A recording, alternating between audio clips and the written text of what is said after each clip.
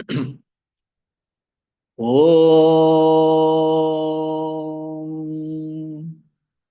Namo Bhagavate Vasudevaya.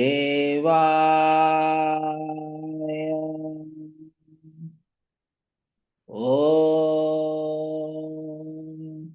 Namo Bhagavate Vasudevaya. Om Namo Bhagavate Vasudevaya. Vigna Vinayaka Murti ki jai. I'll share my screen, then to the Dhyana Sloka.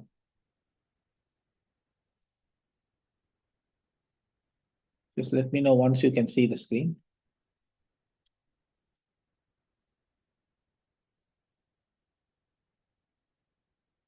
Om Sahana Vavatu Sahanau Bhunaktu Saha Viryam Karavavahai Tejasvinavadi Tamastu Ma Vidvishavahai.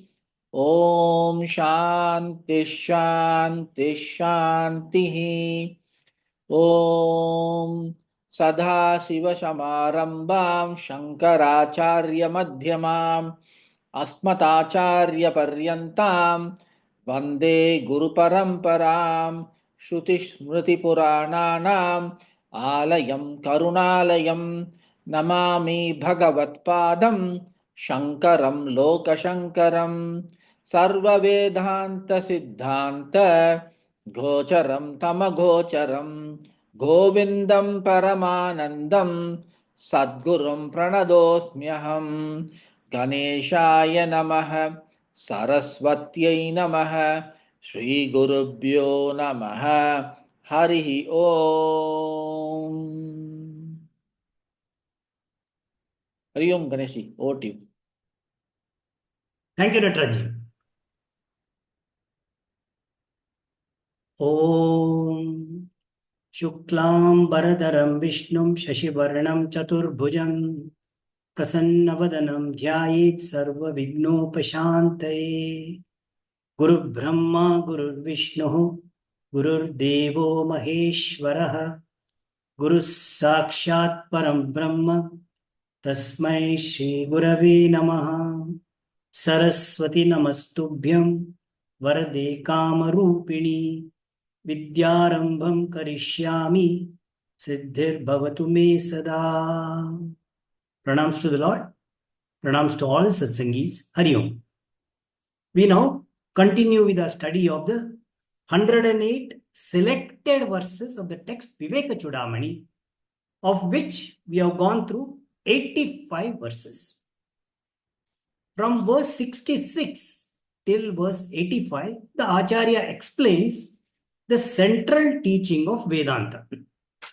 And what is the central teaching? Brahma Satyam, Jagan Mithya, Jivo Brahmaiva Naparaha, which means Brahman is Satyam, pure existence, Jagat is Mithya, unreal. Jiva is Brahman itself, and it is not different. And in the last session, we saw the Acharya concluding this teaching.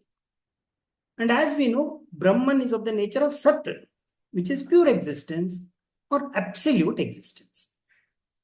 Now the Acharya gives two examples to help us understand better what Sat is, what Brahman is. So the first example was that of a clay and pot. So all that is produced of clay, like the clay pot, clay plate, clay cup, all these are nothing but clay all through and through. Similarly, all that is born of Sat, having its being,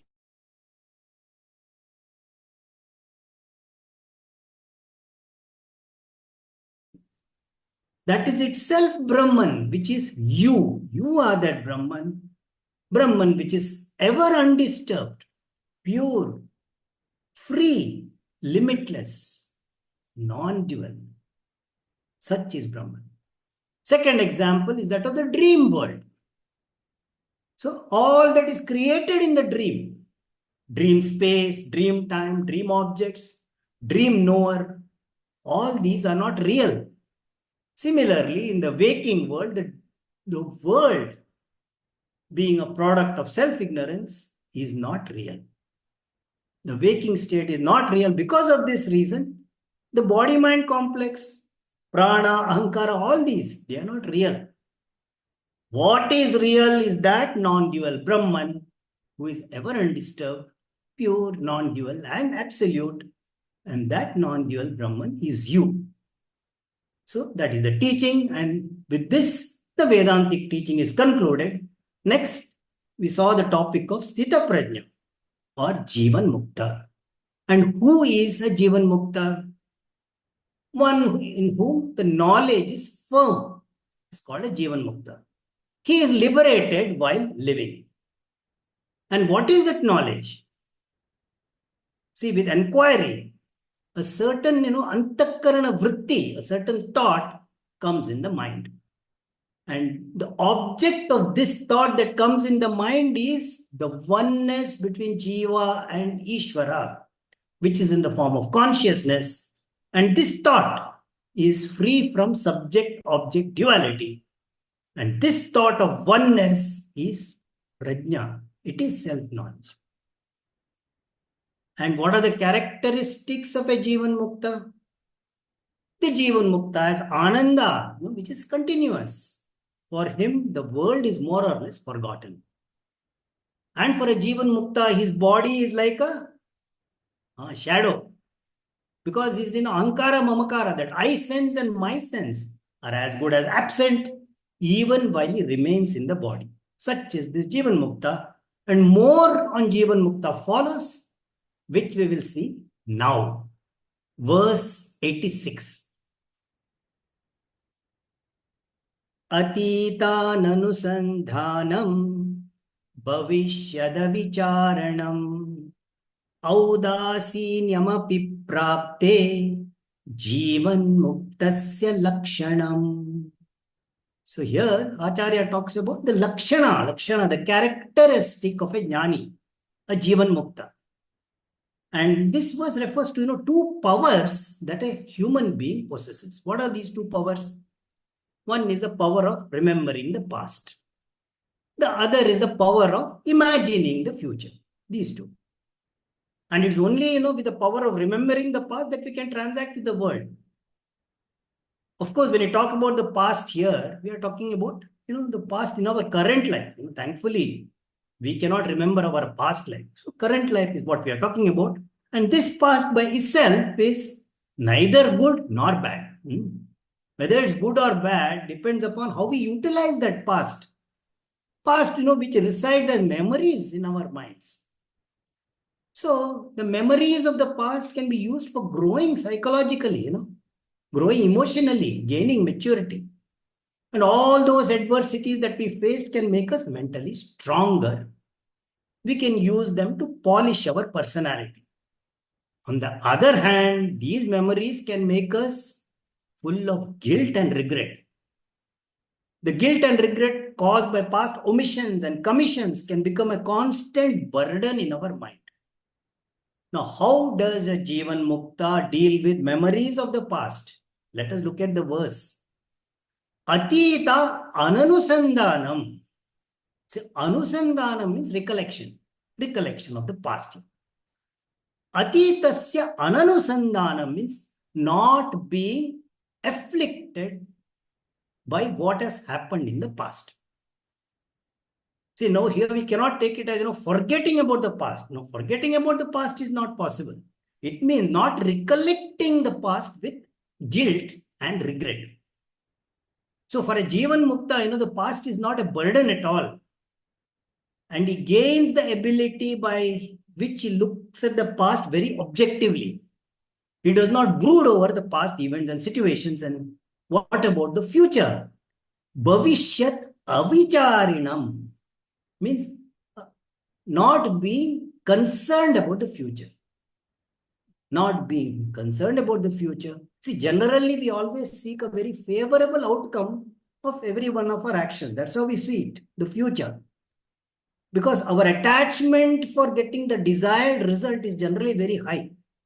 So, we are always anxious about the future.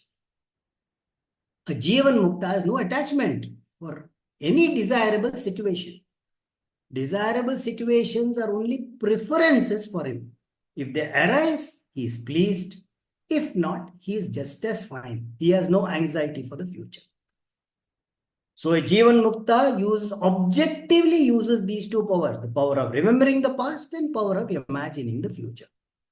He has no regrets about the past and he doesn't fear the future also. What about the present? Audasinyam praptepi, being dispassionate with regard to the present. Dispassionate. Because when a person is not concerned about the past or future, naturally he'll be dispassionate about the present. So with regard to the present also, Jnani does not have any raga or dvesha. He does not get carried away by any situation. He has that composure of mind. So this quality of composure of the mind, tranquility of the mind, this is natural and spontaneous in a jnani. Because there is no effort, there is no will. That spontaneity is a second nature. Tranquil, serene.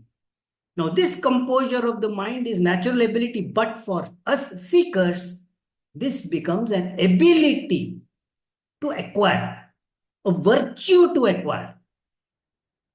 What is that virtue? The tranquility of the mind. So, what can you as a seeker do to develop this quality? Question. See, in the Bhagavad Gita, composure of the mind is called Shantihi. A peaceful mind, a tranquil mind, Shantihi. And in verse 12, in chapter 5, Lord Krishna says, Yukta karma phalam tyaktva shanti mapnoti naishtikim ayukta kamakarena phale sakto nibadyate. Verse 12. The meaning is, karma yogi, having given up the fruits of action, gains shanti, which is born out of the commitment to karma yoga. And one who is not a karma yogi, motivated by desire, attached to the result of action, is bound. He does not have this shanti. So, karma yogi has shanti. So, as a karma yogi, what do? You bring Ishvara into your life. You start by aligning your free will with the will of Ishvara. Now, what is Ishvara's will? We can say it is to maintain the harmony of the universe by aligning yourself with a set of all the ethical laws and principles, natural laws, which sustain the harmony of the universe. Of course, this set of ethical laws and principles are called, this is dharma. And for you as an individual being, it means going by your swadharma. Means you follow all the ethical principles that come with your chosen role in society, your chosen role in life. So you live your life as a karma yogi by committing yourself to these principles. Because you see this principle as Ishvara himself. And by doing this, you lose your attachment to the result of your action. Because you surrender to the order which is Ishvara. And you come to an understanding that all the events of the past, particularly all that comes into your mind as guilt and as regret, all those past events are in the order that is Ishvara. They are all a part of Ishvara's order. Means Ishvara himself is the order. And Swami Dayanandji calls this understanding as settling the account with Ishvara. Because with that relationship with Ishvara, the past is no longer a burden for you. That is past. Now, what about the future? Karma Yoga makes you mature, objective, You see a reduction in anxiety about the future, and therefore you are able to learn from the past and plan for the future. And when you do so, what do you see? You see that you begin to accept yourself as you are. You begin to live in the present, which alone is available in the present. Only the present is available. And then your mind acquires the tranquility. It gets the tranquility regardless of the situation. However, this is not a perfect tranquility. When does the perfect tranquility come? It comes only when you become a Jivan Mukta. Then it comes naturally.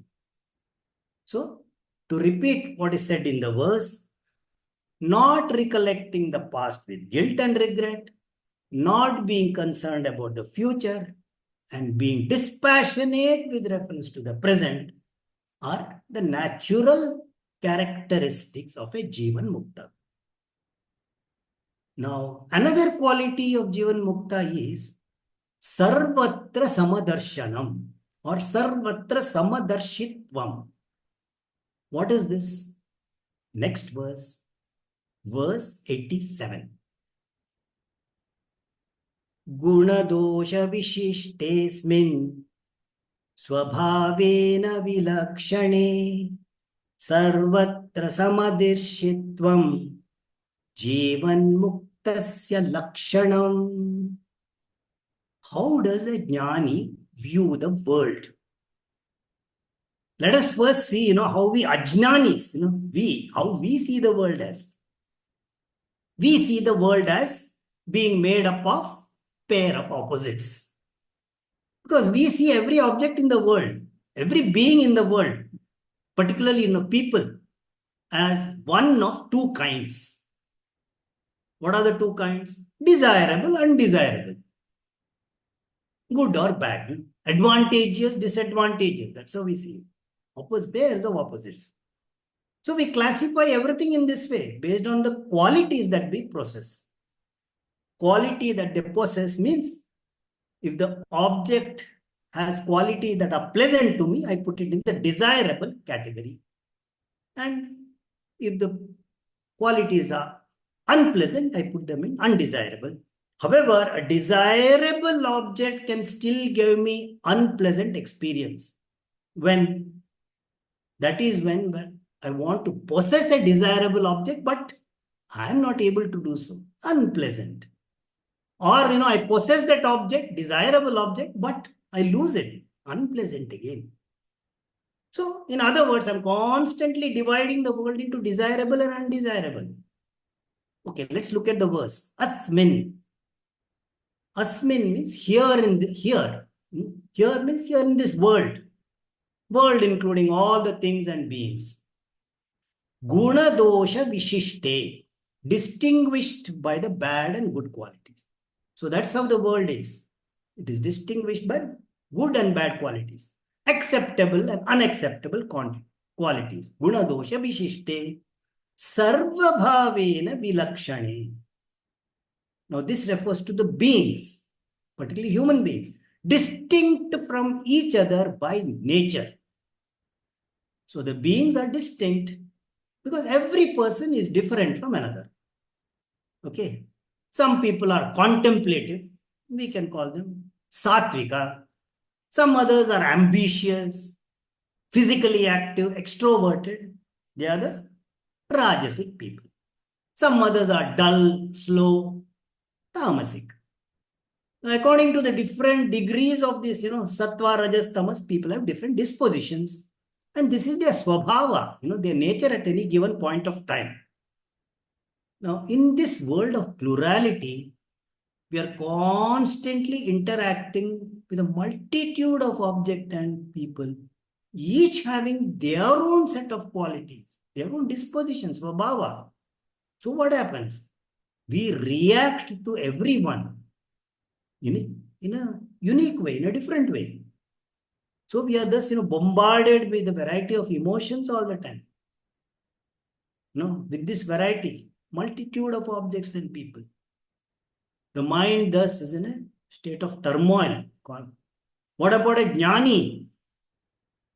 Jnani has a certain innate quality which does not result in this mind of constant turmoil.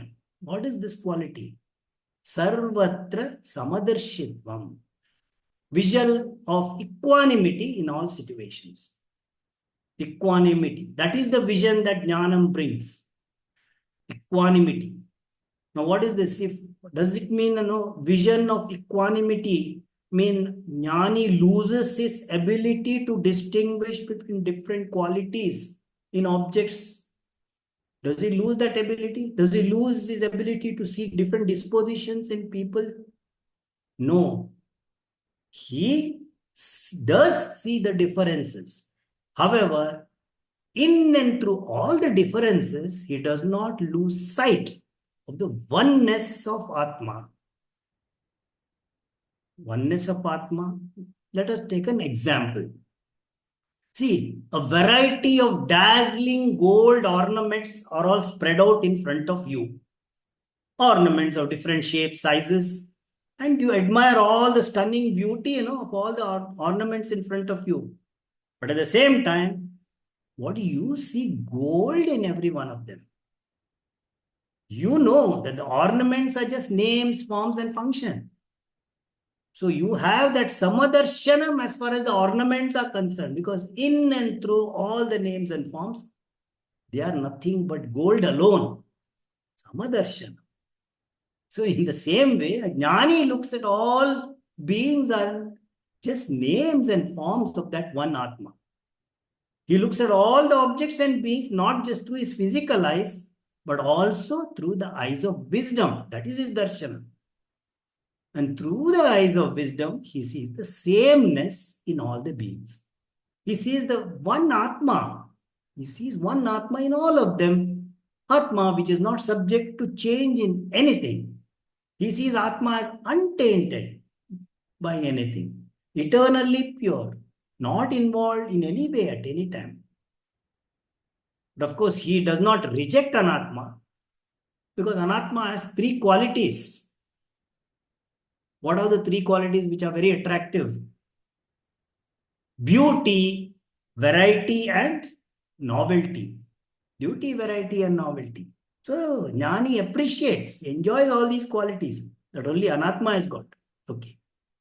But he has that vision. Samadarshanam. In other words, Jnani has Samadarshanam, yet he perceives differences in objects and beings. But he does not react to the differences. See, a momentary reaction may occasionally arise, but it does not stay. It just goes away as soon as it arises. Now, that is the result of this vision. This vision of Sarvatra Samadarshitvam is Jivan Muktasya Lakshanam, is the characteristic of a Jivan Mukta. Okay. Now, does being Jivan Mukta mean that the person becomes, free from, all unfavorable, undesirable situations? Jivan Mukta after all. Well, let's see in the next verse 88. Ishtanishtartha sampraptau samadarshitayatmani ubayatra vikaritvam Jivan muktasya lakshanam. Ishtanishtartha sampraptau. Ishta, anishta, artha sampraptau. Where there is a gain of things desirable and undesirable. Means it also includes occurrence of situations which are either desirable or undesirable. Now, undesirable, unfavorable situations do arise for a jnani as well, because a jnani, a Jivan Mukta, is still subject to prarabdha like everybody else. Prarabdha he's subject to prarabdha. Prarabdha has to be exhausted. And what sort of conditions can come? Well, the condition may be related to health. Jnani may enjoy good health, but he may also get diseases. And there may be a financial windfall, or an unexpected financial loss. Or there may be, irreconcilable misunderstandings with the family, or joyful reunions with the family. Yeah. So in this manner, favorable, unfavorable situations come and go. And upayatra, in both situations, in both favorable and unfavorable situations, samadarshitaya, with a vision of equanimity of mind, avikaritvam atmani, a balanced mind, an equanimous mind, means unagitated mind, mind free of elation and depression. Such a mind is Jivan Muktasya Lakshana, is a characteristic of Jivan Mukta. So what is the point here? See, for example, you have a horrible nightmare, and upon waking up, you recollect that nightmare, but when you recollect it, it does not disturb your mind at all, because it does not disturb. It's after all only a dream. Okay. A jnani treats all adverse situations in life in the same way. Adverse as well as favorable, in the same way. The situations do not affect his mind. It does not affect his mental poise. He has a balanced mind. Now, how does this balanced mind come about? The balanced mind is due to jnani's vision of his higher nature, his true nature as Brahman. So this mental balance comes naturally for a jnani. But what about a ajnani? Ajnani, of course, it has something to be cultivated. And in Bhagavad Gita, in the 13th chapter, Lord Krishna lists this virtue among the very many virtues that he gives. 13th chapter, 10th verse. Nityam cha samachittatvam ishtanishto papattishu. Always having the sameness of mind in desirable and undesirable situation. That is the virtue. And how do you get this virtue? It is the outcome of a practice of spiritual sadhanas, which is karma yoga, panchamahayajna, yes. And this comes as a result of that spiritual evolution. It does not come suddenly. It develops over a period of time as you develop spiritual maturity. And this development of this quality can be monitored and it can be measured. Swamiji says this evolution can be measured by taking 3 factors into account. And it goes by the acronym FIR. We know that, FIR. Frequency, intensity, and recovery period for mental distraction. 3 factors. So frequency, we know, number of times in a certain period, then the mind gets agitated. How many times in a day? So if your mind is frequently agitated during the course of a day, it means you need to work on it. Intensity, what about that now? Now, intensity is measured in terms of how it is expressed. Now, how is that agitation expressed? It is expressed at 3 levels actually. Manasika, Kayika, and Vachika level. Expressed at the level of the mind, the body, and the speech. And if the agitation is expressed only in the mind, then it is lower intensity, only in the mind. Now, the intensity, when it gets higher, we see the agitation at the body level. And Arjuna, he finds this intensity, this at the body level in the battlefield. First chapter in the Gita, he says, where? Verse 29, what does he say? Sidanti mama gatrani mukam cha parishusyati vepatuscha sharire me roma harshascha jayate. My limbs are giving away. My mouth is drying up. My whole body is shuddering. My hair is standing on end. That's what Arjuna says. And that is the expression of disturbance at Kayika level, body level. Body level disturbance is described by him. So, we see the intensity in the body language. Third level, more intense. Mental agitation expressed at the Vachika level. So, it comes out in the form of, verbal outburst, shouting, screaming, etc. The highest level of intensity. In this manner, we can measure the intensity of our mental agitation. The next factor after frequency, intensity, or recovery time. So you measure how long it took for you to recover from that mental agitation and return to normal. Shorter this recovery time, the better. So this is FIR. And you measure your progress by noting how these three factors reduce over a period of time. And it does give you a certain sense of satisfaction in seeing them reduce as you measure them. So what does this mean, reduction? Reduction means sattva guna is getting more and more predominant in you. Sattva guna. Okay, now here Swamiji gives a warning. He says, trying to bring these factors to zero is not desirable, because it means that you're obsessed with sattva guna and you're trying to suppress the expression of rajas and tamas. It's suppression, and this suppression causes mental stress. So when these three factors reduce sufficiently, then you don't need to focus upon them. Relax, they will reduce on their own. Don't put that special effort to bring it to zero. Zero level should not be your aim. Minimizing should be the aim, says Swamiji. So we have seen, some characteristics of a Jivan Mukta. So whatever characteristics we are seeing are not so evident to other people. More of, internal characteristic. Now in the next verse, Acharya gives a characteristic of a jnani that is more noticeable to other people. So what is that characteristic? Verse 89.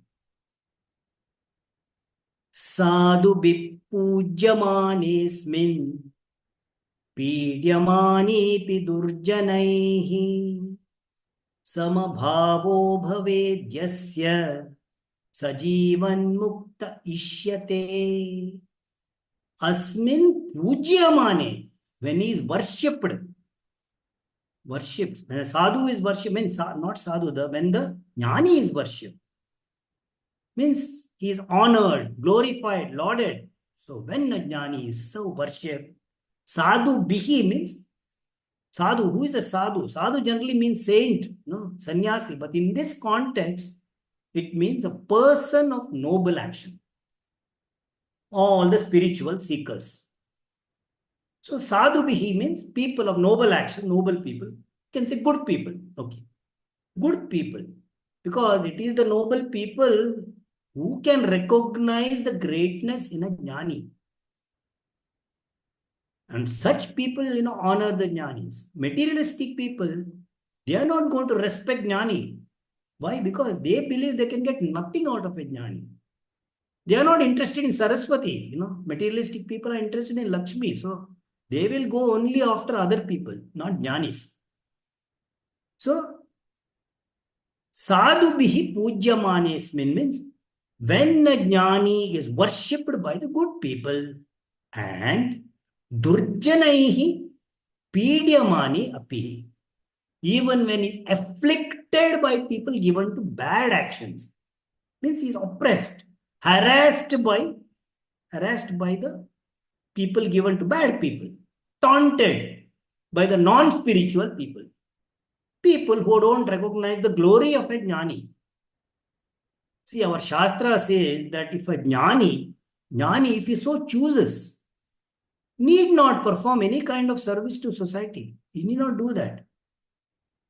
Because the very existence of a jnani in society will bless the society. And that blessing is an invisible blessing, not a material advantage. He doesn't have to perform any service.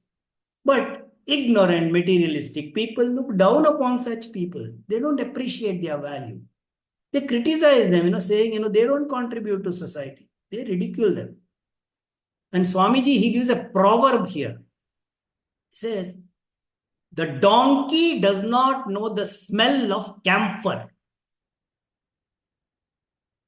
Donkey does not know the smell of camphor. So the meaning of the proverb is that a dull, ignorant person, he does not recognize or appreciate higher ideals, he does not appreciate finer qualities. In the same way, materialistic people don't recognize the value of a jnani at all. They ridicule him. But then, whether worshipped by people who are good or afflicted by people who are not good, what is the attitude of a jnani? That is the point. Yasya sama bhavaha bhavet.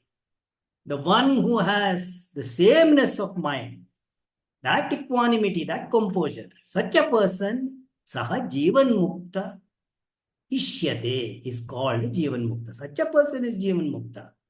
Because when you don't feel highly elated on receiving the honor, puja, respect, etc., when you're not enamored by them, when you accept the honor gracefully, but you're not carried away by such an honor, then you are a jivan mukta. And when he's dishonored, ridiculed, jnani does not react. His mind is not agitated, not depressed. He maintains samatvam, equanimity of mind. And such a person is jivan mukta. Now, next question. Can a person who has jnana still remain in samsara? Means, can samsara and jnanam coexist? Question. Answer, next verse. Verse 90. Vijnata brahma tattvasya yata purvam na samsritihi asti chenna sa vijnata brahma bhavo bahirmukaha.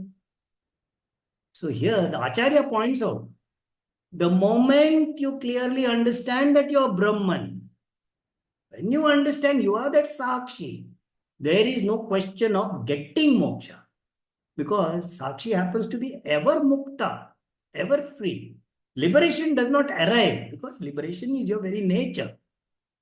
Okay. Vijnata Brahma Tattvasya. For a person who knows the truth of Brahman. In other words, for a person who has clearly understood that he is not Ahankara, he is not that, that five-layered body. No. For a person who has clearly understood that he is Sakshi, Brahman, for such a person, yata purvam na samsritihi. Samsritihi means samsara. See, we generally understand, samsara to mean cycle of birth and death. Samsara, birth and death cycle. But samsara means actually life of becoming, characterized by alternating sukha and dukkha. That is samsara. And such a life perpetuates that cycle of birth and death. So that is samsara. And yata purvam na samsritihi, there is no samsara as it was before. Because there is no question of samsara which was superimposed before. Means a person who knows the nature of Brahman is not subject to samsara. But suppose a person says, I know I am Brahman, I know I am Sakshi, but I still have samsara. Asti chet. If it is there, if samsara is there in him, suppose he says, I have understood very clearly, Am Brahmasmi, but my life alternates between happy moments, unhappy moments. I have anxiety, fear, tension, worry. No, such a person, can we say is liberated from samsara? No. He is still in samsara. So what do you say to this? Sahana vijnata brahma bhavaha. He is not a person who knows the nature of Brahman. He is not a jnani. Because the characteristic of Jivan Mukta is that he knows all the time that there is no samsara for him. Even when he's sick, even when there's some tragedy in the family, even when there is some huge adversity that he faces, he does not forget his true nature. Not that he is, unaware of anatma issues. He knows the anatma issues. He knows the body level issues. He knows that all these issues have to be addressed. In fact, addressing that is a lifelong activity. So anatma will give challenging situations, but these have to be addressed constantly. But At all times, he remembers, he knows that he is free from samsara. So jnanam and samsara can never coexist. Jnanam and samsara are like light and darkness, we can say. So if such a person is affected by samsara and still he says he knows Brahman, that saying does not come from his heart. No, it is coming from his lips alone because he does not mean what he says. And such a person, he is called Bahirmukaha. He is an extrovert. Extrovert, Bahirmukaha. He looks at himself only as an individual being. He regards himself as Panchakosha. That's all. Therefore, he depends upon outside situations outside for security, peace, and happiness. He has situational dependence. He is like a yo-yo, constantly moving between unhappiness and happiness. He may know the statement, Aham Brahmasmi, he may well know it.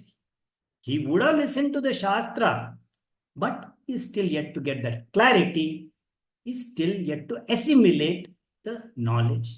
So he is Bahirmukaha, an extrovert.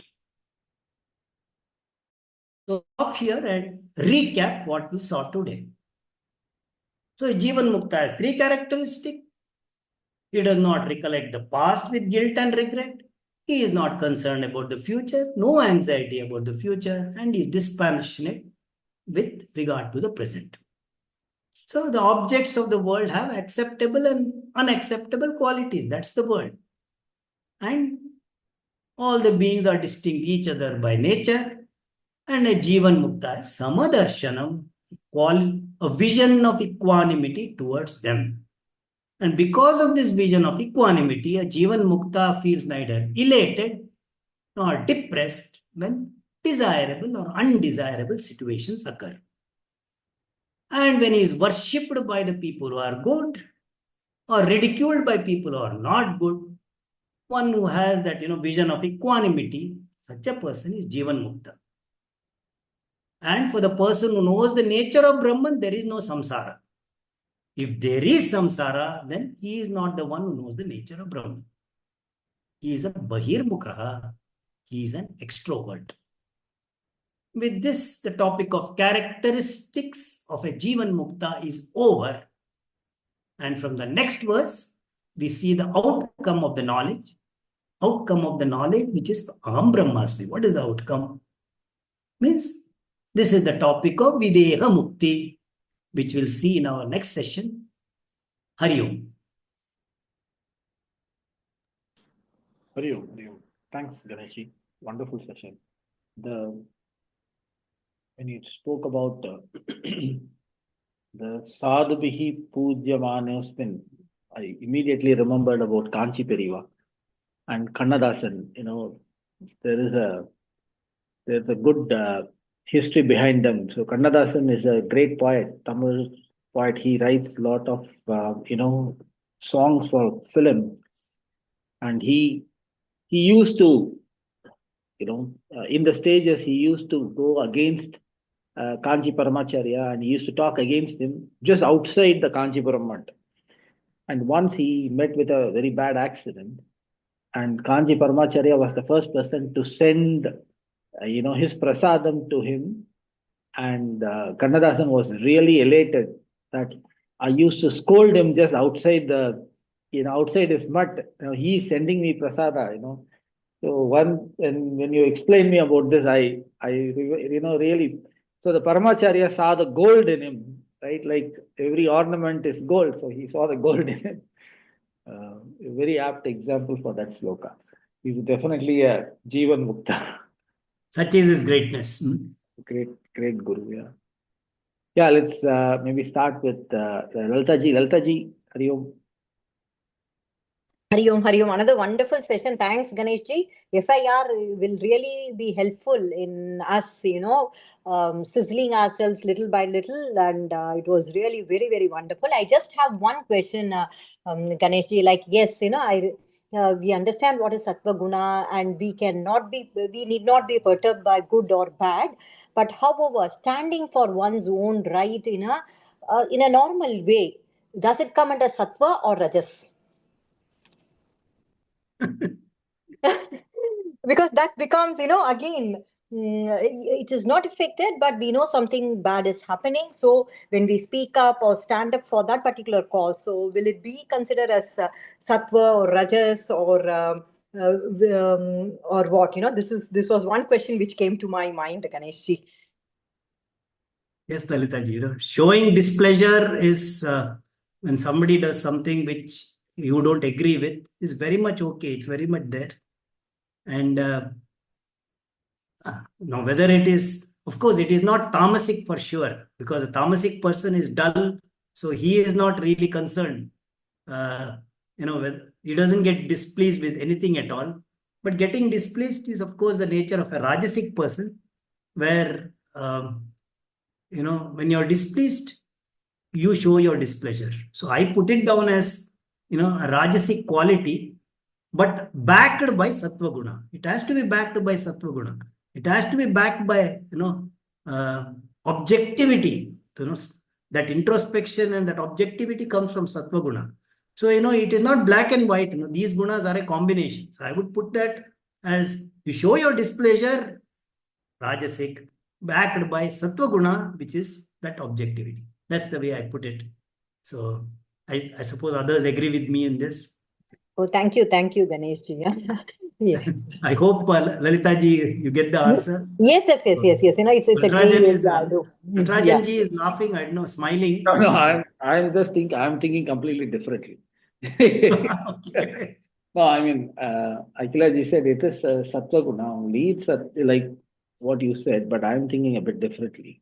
No, I agree with this discussing. Like Gandhiji stood for the right of the nation. No, that is sattva only, right? He didn't express any displeasure or anything, but he stood for the right of his own and for the country. So that is considered sattva only, right?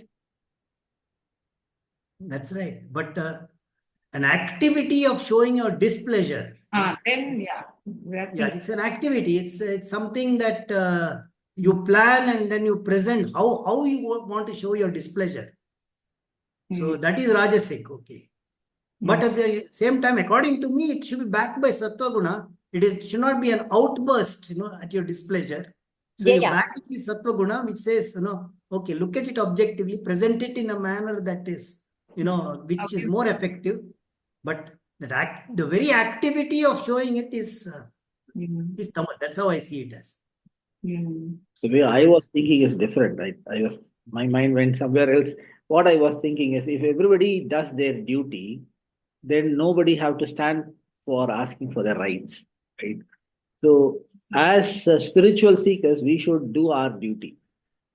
And in any situation, we should do our duty. I was just thinking in those lines. It's what Lalita ji asked is a different question. And your answer is correct, Ganesh ji. I agree with that. Yeah, of course, Lalita ji talked about, standing up for your rights. Correct. Okay. And that's what Arjuna did. Yeah, but you are very right, Nataraji. Standing up for your rights, then Paramarthananda Swamiji says always, there is nothing like standing for your rights. In our tradition, is only duties. Yes, it's only duties. Yeah, there's nothing like standing up for rights. It says very much. Traditionally, it's more like you do your duty. That's how it is always. Correct. I fully agree with that. Yes. Yeah. But sometimes you have to show your displeasure at injustice. Correct. Maybe that's what Lalita ji was talking about. Correct. Like Arjuna and Krishna, they did the same, right? I mean, the whole war is because I didn't get my share of the. So you'll have to interpret it in a different way as well, right?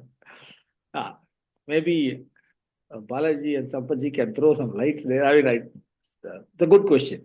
Anyway. Thank you, Lalita ji. Thank you. Thank you, Lalita ji. Kannanji? Thank you. It goes to what Ganesh ji first started with, peace. If it is going to affect your peace by showing displeasure or standing by your right, then automatically I think it's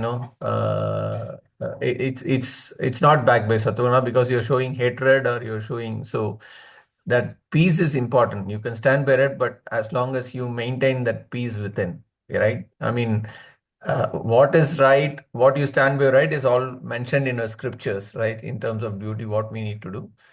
So that's where I think if there's a disturbance then that completely changes the whole picture. You can show stand by your right what is right, but I mean, I was just reminded of something which we were going through some training program in the office. They were asking us to quote some example or what is legal but unethical, and what is unethical but it is legal. So Example. it was a very difficult matrix to fill, that what is legal but unethical, but what is unethical but is legal, right? So this is like this, bro. So what we say that I want to stand by my right. So it's also a question whether it's the right interpretation of that what we mean it as right. So ultimately, I think it all turns down to peace.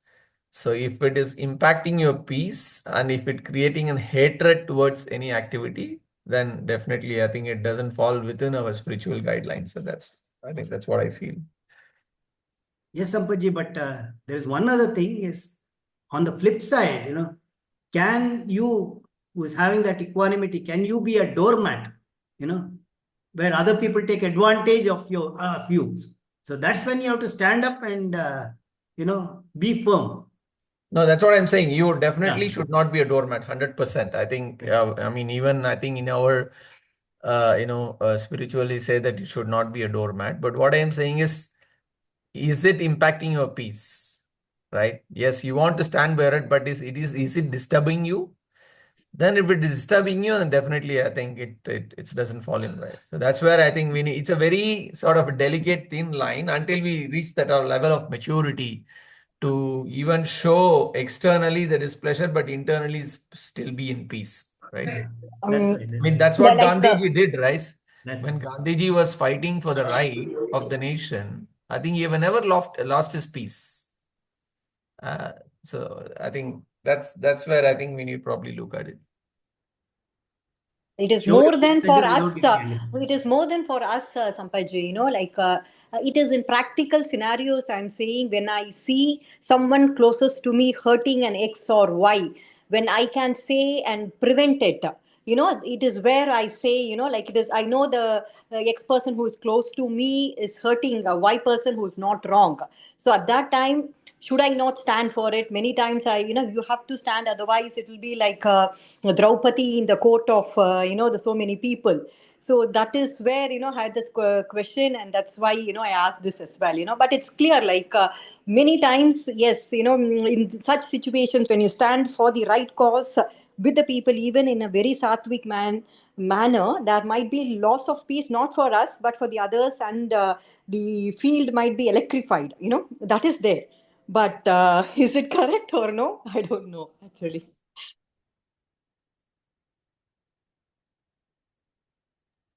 Thank you, Litaji. Good discussion. Kananji, thoughts from you, Kananji?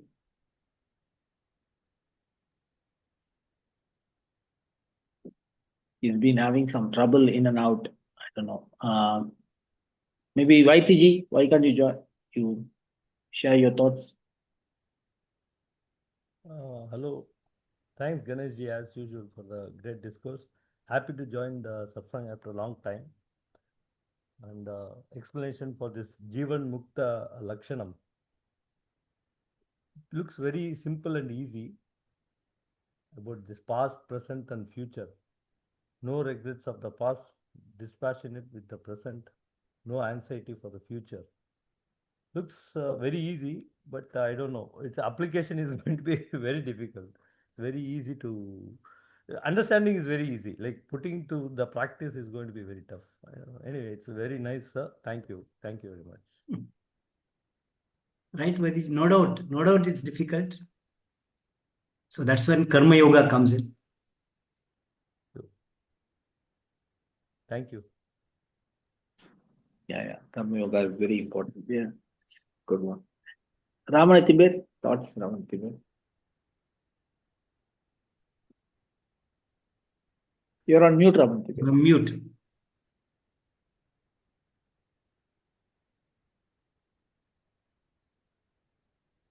Sorry, I missed quite a lot of your lectures, Sampathji. I think others enjoyed it and others benefited. I lost it. Am I audible? Yeah. See, I see from the lecture, today's lecture, what I could, some questions also were there. My feeling is a samsari is better than a sannyasi. He has got a lot of problems, but still he is there. Yeah, I was drawn to a practical problem which I was facing myself. See, when you were telling this FIR, the first information report, as per the police. See, there, when I was teaching my own son, mathematics, I used to get angry. I used to hit him also. Any parent does it. So there is something called a parental affection involved in that. So a samsari has got all the trigunas coming every now and then. The frequency is very high. The change of these three gunas is very, very high in a samsari's matter. But at the end of the day, when you have real samadarshana, then you are a better jnani than a sannyasi himself.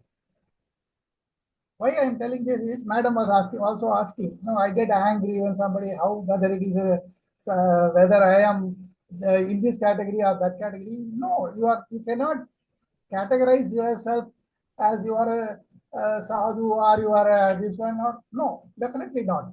It keeps on changing. It is a cyclic process in everybody's evolutionary progress. Somebody also was mentioning something about his officialdom. Yes, we do come across quite a lot of situations where we have to check a boy. I remember when I joined in 1971, I was fresh from college. I just joined as a medical representative in a company, Abbott Laboratories. It's a US company. The general manager just took me to a temple and initiated me to job, and also I took him purely as a parent, and I was taking him for granted as a parent. So the first day, after everything was over and all, the evening around 3 o'clock, he called me again. I just like that, I went and I behaved as if I was a child to a father or a parent. Then immediately he checked, Raman, mind yourself. I am here, your boss, you are only a representative. Kindly don't take me for granted. Because in the afternoon for taking lunch, he was so very casual in his behavior. But in 1 hour time, when he called me in his cabin, when he was seated on his seat, his avatara was different.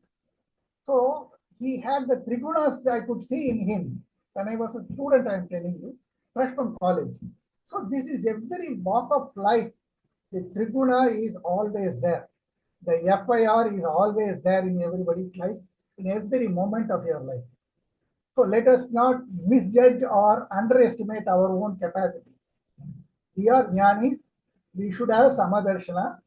When we have done certain things, as Mr. Sampath was telling, whether it is legal or unethical or whatever it is, if you have to check a person, you check him. But it doesn't mean that you carry forward the same thing for the next day also. The same evening, probably you can call him for a cup of coffee. You can just explain to him what is the sequence of this anger and how he has to correct and progress in his way of life.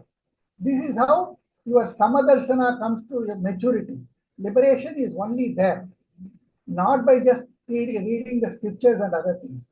How you conduct yourselves in the day-to-day living with all the trigunas in multitude, having the FIR factor, very fast in cycle, there only your maturity and liberation comes in. I'm sorry if I have trespassed. This is my opinion. Thank you. Thank you, Ramanji.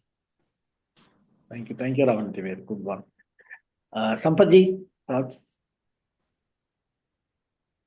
I did already. I shared. I think today's takeaway for me is that peace, and second is on the 3 level of intensity, right? How do we improve from, kaika, vachika, and manasika in terms of reaction? I think that we need to measure ourselves, that how we are maturing in that. As Ramanatime said, there are practical situations where you will get angry. I think in the transaction world, there's no way you can avoid. I mean, suppressing is only going to create internal turbulence. But how do you mature from an, physical, mental, and then emotional, that recovery slowly is, I mean, reduce physical and then mental and then slowly emotional. I think that's the maturity we have to slowly go through situation by situation. Thanks, Sampath-ji. Thank you, Sampath-ji. Sampath-ji, as a matter of curiosity, can you give an example of one which is ethical but not legal? I can't think of anything. I think both go hand in hand always. There are no. I think, one of the situations which they said is basically, like for example, if you are a director or something of the company, where you find a situation where you need to help someone or contribute something, but it's against the rules and guidelines of the organization, Okay. right? So it is ethically because there is some need for you to support, but legally from an organization guideline perspective, then, it's not allowed. So that's something ethical and illegal. And second, which is legal but unethical, is basically, where you are forced to fire someone from the office, right? Which unethical because you are basically disturbing someone from an organization perspective. Like for example, so many times restructuring redundancy happens, right? So where you have to do your duty of getting rid of people, but from their personality perspective, it looks real unethical, but organization perspective, it looks legal. So Right. Correct. Very much. Yeah. True. it was difficult for us also because contemplating how do you think something like this, but I think these are some examples. Yeah. Yeah. True. Good examples. Yeah. Thank you, Sampath-ji. Balaji, thoughts from you? No, nothing, Natarajanji. Think enough discussed. I just go to the Aarti altar 1 second. No, Lataji and I were having same discussion like Akhilaji and Natarajanji, where I was sort of saying it could be Satvik if it is for public good, and she said no, it is Rajasic only, primarily in nature. So I think a lot of the discussions clarified the stance pretty clear. Yeah, Lataji. Actually, for all anything that is for a worldly transaction is always Rajasic. Okay. But having a Rajasic quality is not bad. Okay. If you have to transact in this world, you need to have a proportion of Rajas. Otherwise, you cannot go to work, you cannot get promotion, you cannot educate your children, you can. So there is a certain amount of Rajas in all the worldly transactions, which everybody, even a Sattvic person does. So anything that you do on a worldly transaction level is Rajasic quality. But having a Rajasic quality as such is not bad. Sattva is a totally different thing. It is entirely divine in nature. And it is very moderate. And you can't be fully moderate, fully sattvam and still transact in this world. That is impossible. So there will be a certain amount of rajas in everything. Even a sannyasi or a person who runs an ashram, if he is doing some, he'll be checking his ashram accounts. That is a rajasic activity. So administration work, he has to do that because he is even being a sannyasi, he is supposed to be the head of that institution. So he will have some kind of activities which has some rajas in it. So anything that is done on a worldly transaction level is rajas. But having rajas is not bad. But the proportion is what we have to work. Thanks, Lataji. Yes, Sampath-ji, let's have Aarti.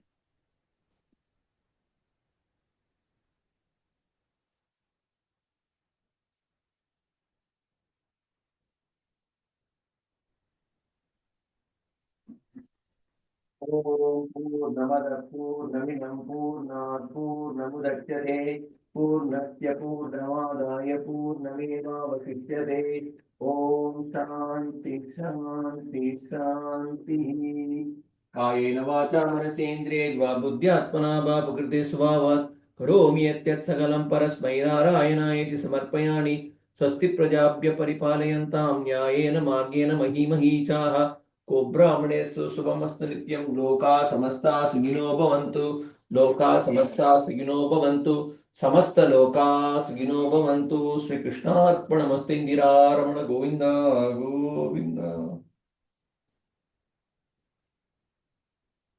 Hari Om Hari Om Hari Om Hari Om Hari Om Hari Om Satsangi Hari Om Hari Om.